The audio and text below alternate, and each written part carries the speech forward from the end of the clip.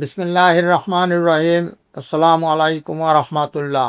আমি আপনাদের সামনে এখন মাদক বেদনা ডিসমেনোরিয়া যাকে বলা হয় এই রোগ সম্বন্ধে আলোচনা করতেছি। এটা সাধারণত মহিলাদের রোগ।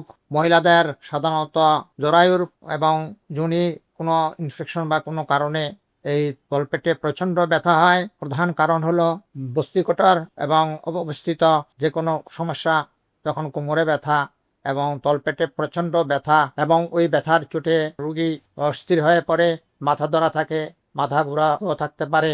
এই তলপেটে প্রচণ্ড ব্যথা হওয়াটাই এদেরকে বলা হয় বাদক বেদনা। এই বাদক বেদনা জরায়ুর পেশি সাধারণত স্বাভাবিক ও প্রবল সঞ্চালন অথবা সম্প্রসারণ যেটাই হোক না কেন সেখান থেকেই এই রোগ হইতে পারে। এই ব্যথাটার নাম ডিসমেনোরিয়া অর্থাৎ বাদক বেদনা।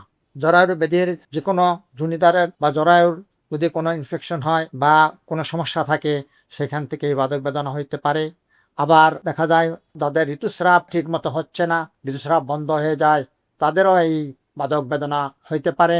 সুতরাং আপনারা সবসময় এই রোগের যে কারণগুলি আমি বললাম এখান থেকে আপনাদের আগে থেকেই সাবধান থাকতে হবে। জরায়ুর ব্যাধির যদি চিকিৎসা করা হয় তাহলে এই বাদক বেদনা থেকেও রক্ষা পাওয়া যায়। তো বাদক বেদনা যখন হবে অর্থাৎ ডিসমেনোরিয়া যখন হবে তখন আপনার ওই যে কারণগুলি বললাম জরায়ুর বিভিন্ন সমস্যা সেগুলি থেকে বাঁচার চেষ্টা করতে হবে। সাধারণত মাথা ধরা, মাথা ব্যথা, মাথা ঘুরানো ইত্যাদি এই ব্যথা থেকে থাকতে পারে।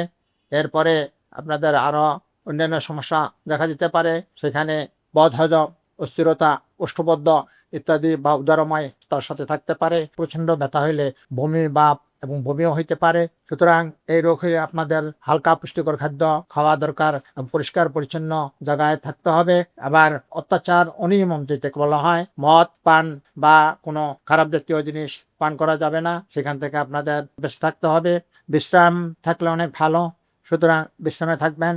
আর তলপেটে গরম ছাক দিবেন। আপনারা এই ভিডিওটা শেয়ার করে দিবেন যাতে অন্য মহিলারা তাদের সমস্যাগুলি জেনে তারা সুচিকিৎসা নিতে পারে। আপনারা আমার কাছে চিকিৎসার জন্য যদি যোগাযোগ করেন আমি আপনাদের সুপরামর্শ দিয়ে দেব এবং ওষুধেরও ব্যবস্থা করব। ইনশাল্লাহ আপনারা ভালো থাকেন, সুস্থ থাকেন।